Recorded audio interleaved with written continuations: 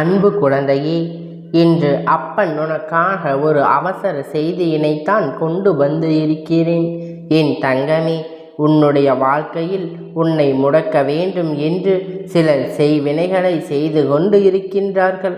அவர்கள் யார் என்று, எதற்காக உனக்கு இது போன்ற செய்கின்றார்கள் என்பதை உனக்கு உணர்த்துவதற்காகத்தான் இன்று வந்திருக்கின்றேன். என் தங்கமே, நீயே இது போன்று எல்லாம் இவர்கள் செய்வார்கள் என்பதை பற்றி சிறு துளி அளவு கூட சிந்திக்காமல் உன்னுடைய வேலை என்னவோ அதை செய்து கொண்டு இருக்கின்றாய். ஆனால் நீ இருப்பது போல மற்றவர்களும் எதையும் சிந்திக்காமல் இருப்பார்கள் என்று எண்ணிவிட முடியாது அல்லவா? ஒவ்வொருவருடைய எண்ணங்களும் வேறு விதமாக இருக்கின்றது. உன்னுடைய வாழ்க்கையை கெடுக்க வேண்டும் என்று அவர்கள் நினைக்கின்ற விஷயம் எதனால் என்பதனை அப்பன் சொல்லும் பொழுது அவர்கள் யார் என்பதை நீ அடையாளம் கண்டுகொள்வாய். என் தங்கமே, அவர்கள் யார் என்பதை இன்று அப்பன் நிச்சயமாக உனக்கு வெளிப்படையாகவே சொல்லிவிடுகின்றேன்.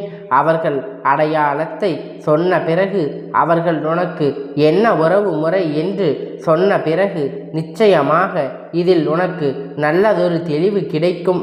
யார் உனக்கு இது போன்ற செய்வினைகளை செய்ய நினைக்கின்றார்கள் என்பதை நீ புரிந்து கொள்வாய். என் தங்கமே, பொதுவாக சில விஷயங்களை யாரிடத்திலும் சொல்லக்கூடாது. அதிலும் முக்கியமான உறவுகளுக்கு இடையே சந்தோஷம் அதிகமாக இருந்தால் அதை வெளியில் சொல்லக்கூடாது. அதை நேரத்தில் ஒரு பொருளை வாங்க போகிறாய் என்றால் அந்த பொருளை வாங்கி முடிக்கும் வரை யாரிடத்திலும் சொல்லக்கூடாது. இப்படி வாழ்க்கையில் சில விஷயங்களை நீ மூடி வைத்திருந்தால் அந்த காரியத்தை முடித்துவிட்ட பிறகுதான் நீ எல்லோரிடத்திலும் சொல்ல வேண்டும். ஏனென்றால் நீ முடித்துவிட்டு சொன்னாலே அதை பார்த்து கண் திஷ்டியினை போடுவார்கள். முடிப்பதற்கு முன்னால் அவர்களின் உடைய பார்வையினால் உனக்கு அந்த செயல் நடக்காமல் போய்விடும். நடக்காமல் போகலாம். அப்படி இல்லை என்றால் பல தடைகள் உனக்கு ஏற்படலாம். என் தங்கமே, இந்த தடைகள் எல்லாம் உன்னுடைய வாழ்க்கையில் உனக்கு ஏற்படாமல் இருக்க வேண்டும் என்றால் நீ அப்பன் சொல்கின்ற இந்த இருவரிடமிருந்து நீ ஒதுங்கி இருக்க வேண்டும். என் தங்கமே, இவர்கள் அவர்களுடைய வேலையை விட உன் வாழ்க்கையில் என்ன நடக்கின்றது, உன்னை சுற்றி என்ன நடக்கின்றது என்பதை பற்றிதான் அதிகமாக பார்த்து கொண்டு இருக்கின்றார்கள். யார் எல்லாம் உன்னுடைய வாழ்க்கையில் அதிகமாக செயல்களை செய்கின்றார்களோ அவர்களிடையே எல்லா தேவையில்லாத விஷயங்கள் உன்னை பற்றி சொல்லி உன்னுடைய பெயரை அவர்கள் கெடுக்க நினைக்கின்றார்கள். யாரும் உனக்கு எதுவும் செய்யக்கூடாது. யாரிடத்திலும் இருந்து நீ எந்த நன்மைகளையும் பெற்றுவிடக்கூடாது என்பதில் அவர்கள் அதிக கவனமாக இருந்து கொண்டு இருக்கின்றார்கள். என் தங்கமே, உன்னுடைய வாழ்க்கை இப்படி இருக்கின்றது.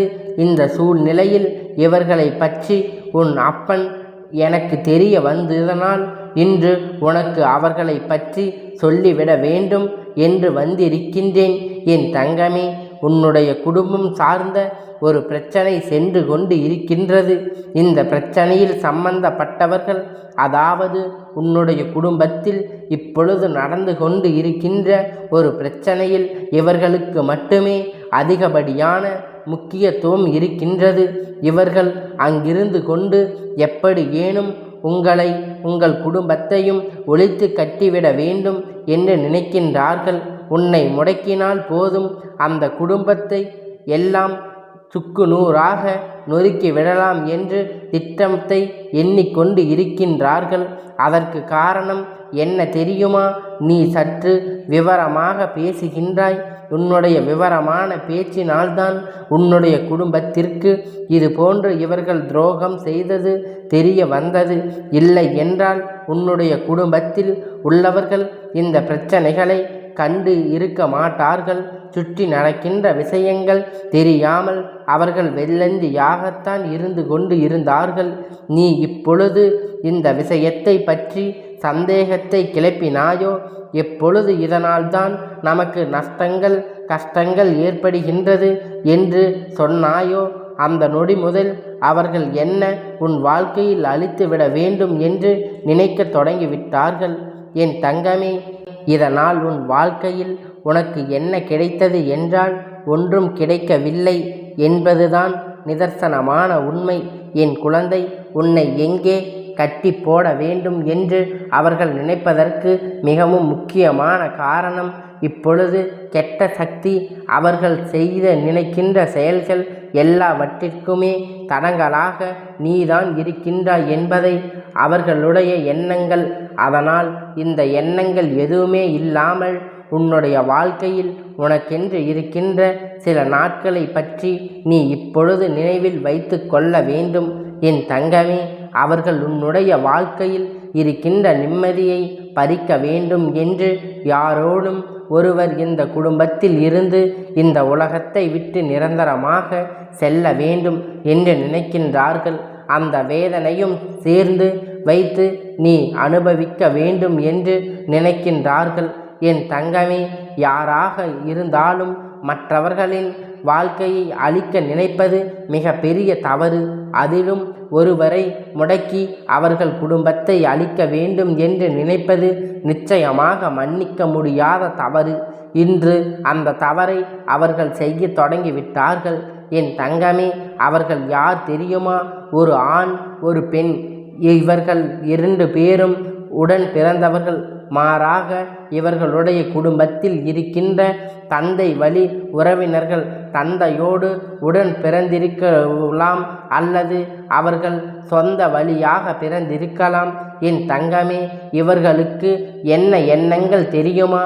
அவர்கள் எல்லாவற்றையும் தனியாக அனுபவிக்க வேண்டும் என்று நினைக்கின்றார்கள். உடன் பிறந்தவர்களுக்கு என்று எந்த விதமான பங்கும் கிடைக்காது என்று அவர்கள் சொல்கின்றார்கள். என் தங்கமே, இது போன்று இந்த வாழ்க்கையில் உனக்கு நடக்கின்ற சில விஷயங்கள் எல்லாம் வேதனையை பல நாட்களாக கொடுத்து கொண்டு இருக்கின்றது. ஏனென்றால் நீ செய்ய உதவிகள் அவர்களுக்கு ஏராளம்.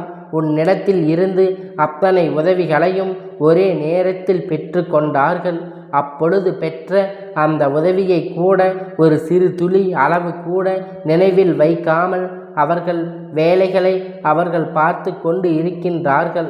ஆனால் மனதுக்குள் இருக்கின்ற எண்ணங்கள் என்னவாக இருக்கின்றதோ தெரியவில்லை. மற்றவர்களின் வாழ்க்கையை அழிக்க வேண்டும் என்பது மட்டுமே தன்னுடைய குறிக்கோளாக இருக்கும் பட்சத்தில் அவர்களை ஒரு நாளும் திருத்த முடியாது. என் தங்கமே, இவர்களின் அடையாளங்கள் என்னவென்று சொல்லவா?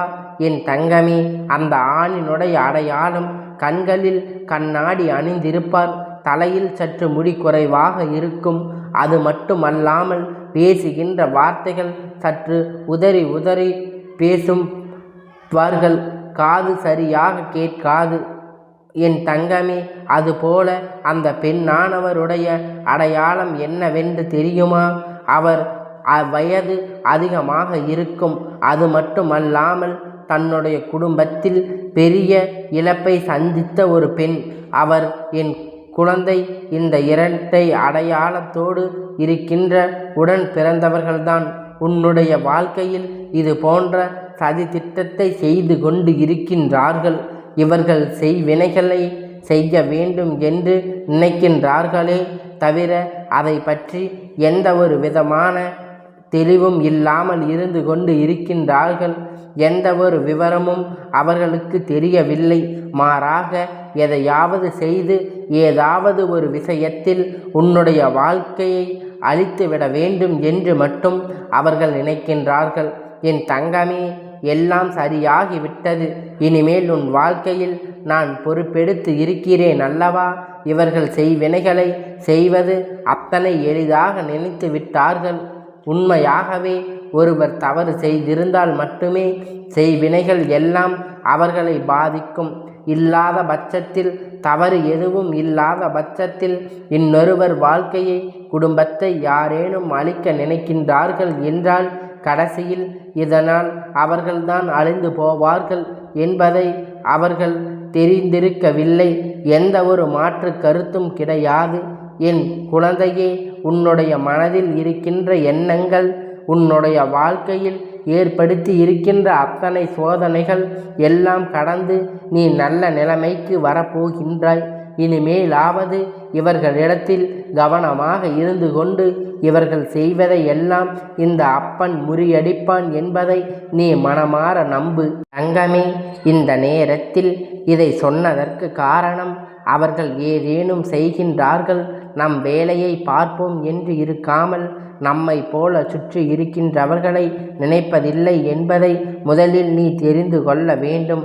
ஏனென்றால் இன்றும் சில நாட்களிலேயே ஒன்று தெரியாதது போல அவர்கள் உன்னிடத்தில் பேச வேண்டிய காலம் வருகின்றது. அந்த நேரத்தில் நீ கவனமாக இருக்க வேண்டும் அல்லவா? அதனால்தான் அப்பன் உனக்கு இந்த விஷயத்தை இன்று சொல்ல வந்திருக்கின்றேன். என் செல்ல குழந்தையே, இந்த அப்பனுடைய ஆசீர்வாதம் எப்பொழுதும் உனக்கு முழுமையாக கிடைத்து கொண்டே இருக்கும். கந்தா போற்றி, கடம்பா போற்றி, கதிர்வேலா போற்றி, ஆறுபடை வீடு கொண்ட முருகா போற்றி.